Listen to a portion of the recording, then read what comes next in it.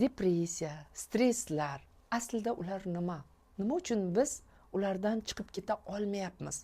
Antidepressantlar, o'zimizni tinchlantiruvchi dorilar, nevropatolog, psixologda ishlayapmiz, lekin nima uchun bu holatdan chiqib keta olmayapmiz? Chunki biz aynan tabiatdan, Alloh bergan inomlardan uzoqlashyapmiz. Birinchi o'rinda mutaxassis sifatida sizga bir narsani aytmoqchiman.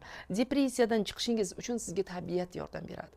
Demak, depressiyadamiz, ko'proq ko'chada yurishga harakat qiling. Eng chiroyli daraxtlar tagida, suvlar oldida, Alloh yaratgan har bir inomlar oldida ko'proq bo'ling. Yer bilan muloqot qilishni boshlang.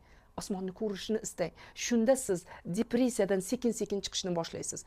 Atak biz o'sha depressiyalarga beriluvchan bo'lib qolaveramiz. Yana bir sirni ochmoqchiman. Biz Alloh bergan har bitta narsaga shukronalik bilan undan to'g'ri foydalanishni o'rganaversak, biz depressiya degan so'zni unutamiz. Stress degan so'zni unutamiz. To'g'ri operatsiyalardan keyin, og'ir holatlardan keyin depressiyalar, stresslar bo'lishi tabiiy, lekin stressga ustойчивость deymiz, undan demak chiqib ketish bizda kuchliligi oshadi.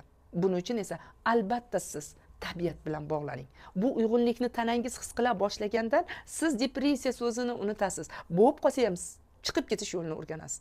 Agar bu aynan mana shu ma'lumotlarim sizga qiziq bo'lsa, bemalol profildagi Telegram kanalimga o'tib kerakli ma'lumotlarni olishingiz mumkin.